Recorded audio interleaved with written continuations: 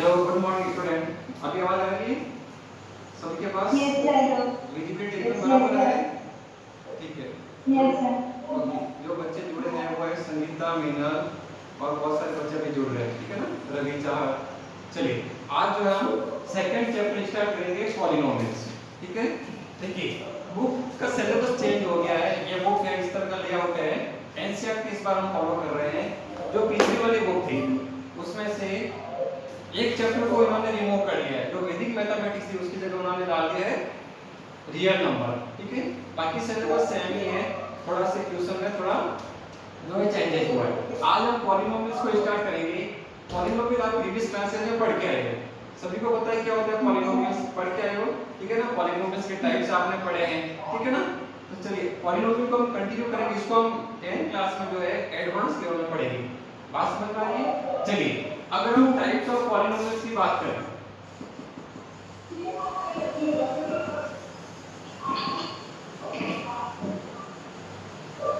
तो types of polynomials की बात करें तो फर्स्ट इसको हम कैसे कैटेगराइज करेंगे?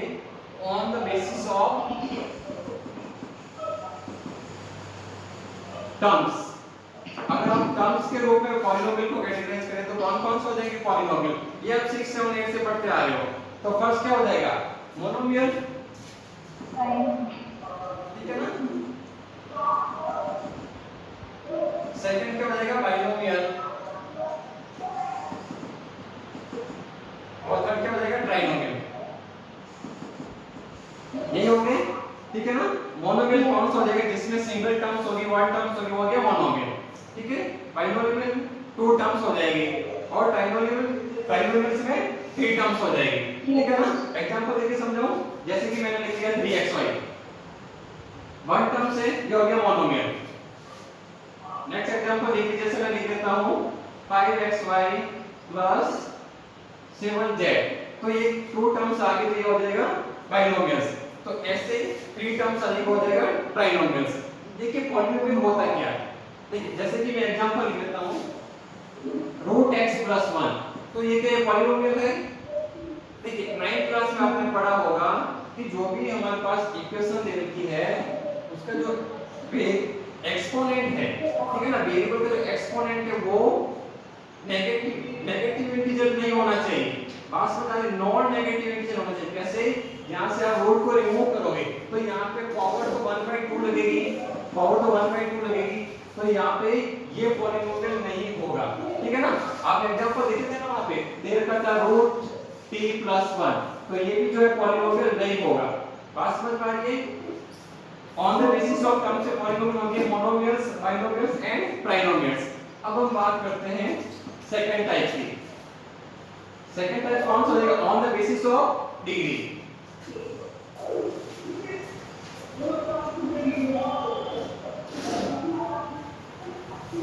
Okay, on the basis of degree पे पॉलिनोमियल्स कौन कौन से हो जाएंगे टाइप्स बता दीजिए, किसी को पता हो तो बता दीजिए।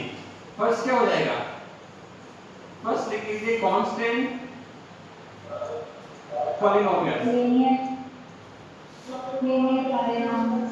ओके। सेकंड हो गया linear polynomial, third cubic polynomial, okay. Third कौन सा होगा? ओके, लीनियर के बाद स्टेप बाय स्टेप बता दीजिए। पहले क्वाड्रेटिक आएगा, पहले क्या हो जाएगा? Quadratic polynomial, quadratic polynomial. और फोर्थ वन कौन सा हो जाएगा? क्यूबिक पॉलिनोमियल, ठीक है। और फिफ्थ कौन सा हो जाएगा? By quadratic polynomial. कौन सा हो जाएगा? By quadratic polynomial. तो ये सारी चीजें आप प्रीवियस क्लासेस में पढ़ के आए हो, ये चीज नहीं नहीं आपके पास पता चल गई। कांस्टेंट पॉलिनोमियल क्या हो जाएगा? इसका एग्जांपल देता हूं, जैसे कि मैं लिख देता हूं, कैसे भी लिख लीजिए px या gx इक्वल टू मैंने लिख लिया 7, तो ये कांस्टेंट पॉलिनोमियल हो जाएगा। अब लीनियर पॉलिनोमियल की इक्वेशन क्या होगी? जैसे कि मैंने लिख लिया px equal to ax plus b। देखिए लीनियर पॉलिनोमियल में जो डिग्री होगी पॉलिनोमियल वो क्या होगी? 1। बात समझ में आ रही है? क्वाड्रेटिक पॉलिनोमियल में जो पॉलिनोमियल की डिग्री होगी वो होगी 2, क्यूबिक पॉलिनोमियल में पॉलिनोमियल की डिग्री होगी 3 एंड बाई क्वाड्रेटिक पॉलिनोमियल में पॉलिनोमियल की डिग्री हो जाएगी 4। ठीक है ना? तो आप इक्वेशन देख के पता कर लोगे, आइडेंटिफाई कर लोगे ये कौन सा पॉलिनोमियल है, और जितनी डिग्रीज है उतनी हमें x की वैल्यू मिलेगी। ये भी आपको पता है, ये भी हम प्रीवियस क्लासेस में पढ़ के आए हैं, ठीक है ना? अब मेरे को क्वाड्रेटिक पॉलिनोमियल की इक्वेशन बता दीजिए। देखिए यहाँ पे जो है ये क्या हो जाएंगे, a और b जो होगी ये हो जाएंगे रियल नंबर हो जाएंगे, और यहाँ पे जो है a की वैल्यू जो है 0 नहीं होनी चाहिए, ठीक है? एंड x क्या है यहाँ पे वेरिएबल है। चलिए अब क्वाड्रेटिक पॉलिनोमियल की इक्वेशन देख लीजिए। इसको हम कैसे लिखेंगे, px क्या लिखोगे, ax² plus bx plus c, यही होगा क्वाड्रेटिक, यही होगा क्वाड्रेटिक पॉलिनोमियल। चलिए क्यूबिक पॉलिनोमियल क्या हो जाएगा, px ax³ plus bx² plus cx plus d, ठीक है? ये हो गया क्यूबिक पॉलिनोमियल। चलिए बाई क्वाड्रेटिक पॉलिनोमियल क्या हो जाएगा, कैसे डिनोट करोगे इसको, ax4 plus bx³ plus cx² plus dx plus आगे लिख दीजिए e, ठीक है ना? तो ये हो जाएगा बाई क्वाड्रेटिक पॉलिनोमियल। देखिए चीज आपको ये ध्यान रखनी है, जो आपको इस चैप्टर में मैक्सिमम क्वेश्चन मिलेंगे वो क्वाड्रेटिक पॉलिनोमियल पे ही क्वेश्चन मिलेंगे। यहाँ पे आपको जीरोस फाइंड आउट करना होगा, जीरोस एंड कोएफिशिएंट के बीच में रिलेशनशिप क्या है वो आपको आइडेंटिफाई करना होगा, ठीक है ना? यहाँ पे आपको सम ऑफ जीरोस निकालना होगा, जीरोस का प्रोडक्ट निकाल। अब आप बोलोगे सर अब जीरोस बोले, जीरोस होता क्या है? तो देखिए अब मेरे को बताइए क्वाड्रेटिक पॉलिनोमियल है, यहाँ पे आपको क्वाड्रेटिक इक्वेशन दे रखी है, तो क्वाड्रेटिक इक्वेशन में आपको x की वैल्यू कितनी मिलेगी बताइए मेरे को, क्वाड्रेटिक इक्वेशन में आपको x की वैल्यू कितनी मिलेगी, जितनी जितनी डिग्री दे रखी है हाईएस्ट पावर दे रही होती तो हमें x की वैल्यू मिलेगी। तो यहाँ पे हाईएस्ट पावर कितनी है 2, तो यहाँ पे हमें x की वैल्यू 2 मिलेगी, अरे x की मैक्सिमम वैल्यू कितनी मिलेगी 2 ही मिलेगी। जैसे कि मैं कोई भी इक्वेशन लिख लेता हूँ 4x² प्लस 7x प्लस 2, तो जब मैं इसको सॉल्व करने जाऊंगा तो मेरे को x की वैल्यू कितनी मिलेगी 2 मिलेगी, ठीक है ना?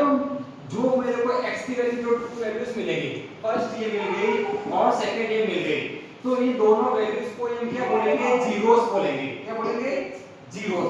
जो x की वैल्यू मिलेगी वो हमारे पास क्या होगा जीरोस। बात समझ में आ रही है मीनल और चांदी सुनाई दे रहा हूं, जो हमें x ओके आपको थोड़ा वॉल्यूम लो कर लीजिए, जो बैकग्राउंड नॉइज है वो ज्यादा आ रही है, ठीक है? जो x की दो वैल्यू मिलेगी वो हमें उनको हम क्या बोलेंगे जीरोस, और इन्हीं पे हमें जो इस चैप्टर में क्वेश्चंस मिलेंगे। चलिए आगे बढ़ते हैं।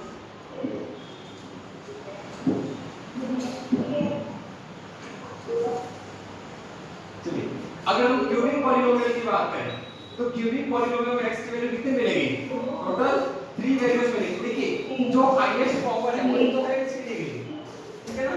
और बाई क्वाड्रेटिक पॉलिनोमियल में x की वैल्यू कितनी मिलेगी 4, ठीक है ना? तो ये चीज आपको पता होनी चाहिए। चलिए अब हम डायरेक्ट एक्सरसाइज की तरफ बढ़ते हैं। जो फर्स्ट एक्सरसाइज है 2.1, जो फर्स्ट एक्सरसाइज है 2.1 वो 5 मिनट की है, ठीक है ना? तो फर्स्ट एक्सरसाइज निकाल लीजिए सभी।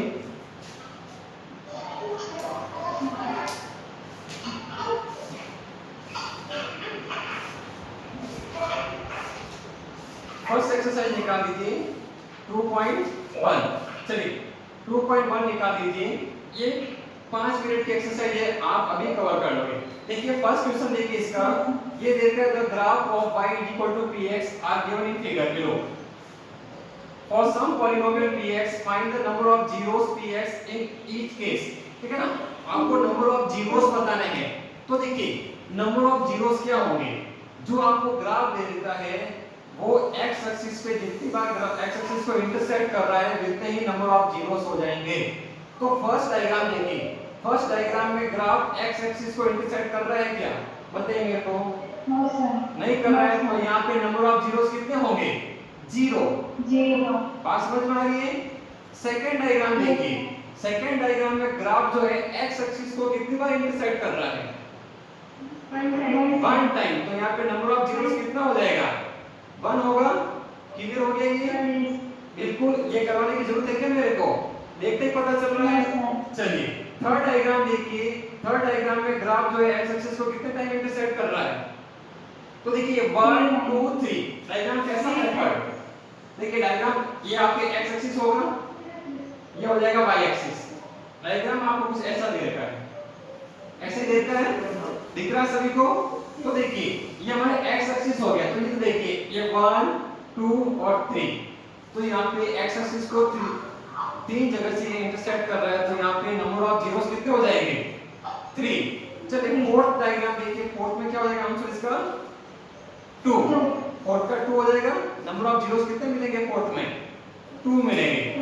ओके फिफ्थ डायग्राम देखिए, फिफ्थ डायग्राम आपको नंबर ऑफ जीरोस कितने मिलेंगे, यहाँ पे देखिए ग्राफ जो है x एक्सिस को इंटरसेक्ट कर रहा है 1 2 3 4, ठीक है ना? ओके तो इसका आंसर हो जाएगा 4।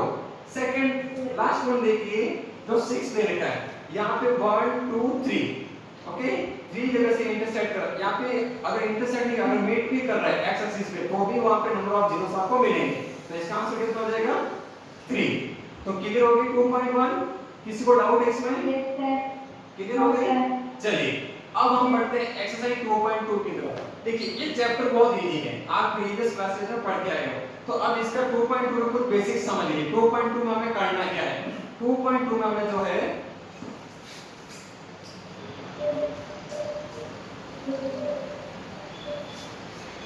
में जो है हमें क्वाड्रेटिक इक्वेशन दे रखी होगी। अब क्वाड्रेटिक इक्वेशन ऑब्वियस सी बात है कि हमें 2 जीरोस मिलेंगे, तो हमें जीरोस और कोएफिशिएंट को, ठीक है ना, उनके बीच में क्या रिलेशन है वो हमें बताना है, ठीक है ना? तो देखिए मेरे को बताइए क्वाड्रेटिक इक्वेशन होती क्या है?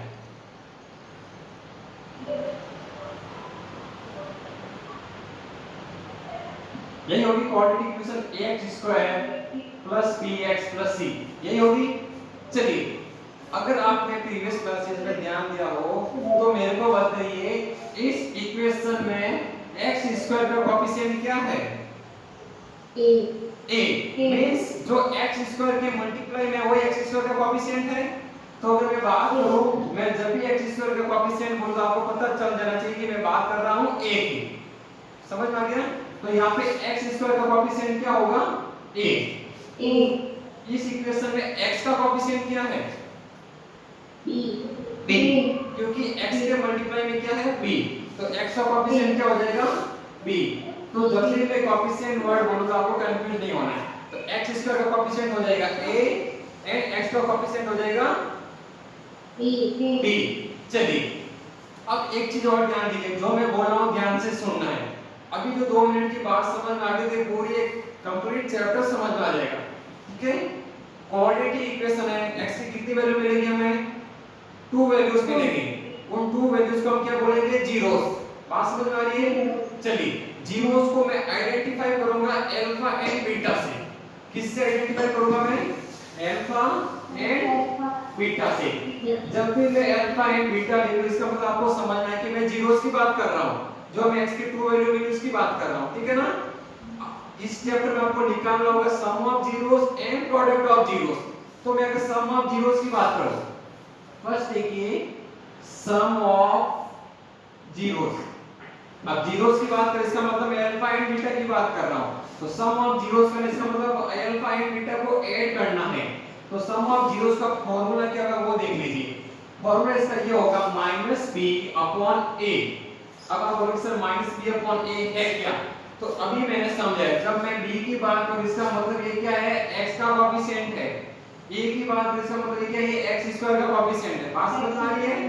तो इसको मैं ऐसे भी तो लिख सकता हूं, इस फार्मूला को और कैसे लिख सकता हूं, थोड़ा लैंग्वेज में लिखना, कैसे लिखूंगा माइनस b की जगह क्या लिखूंगा कोएफिशिएंट ऑफ x, b की जगह मैं क्या लिखूंगा मैं coefficient of x upon a की जगह मैं क्या लिखूंगा कोएफिशिएंट ऑफ x²।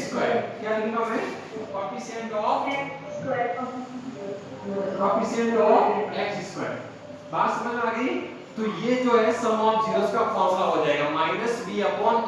यहां कैसे लिखोगे -b, या -b की जगह क्या लिखोगे minus coefficient of x upon coefficient of x²। बात समझ में आ गई?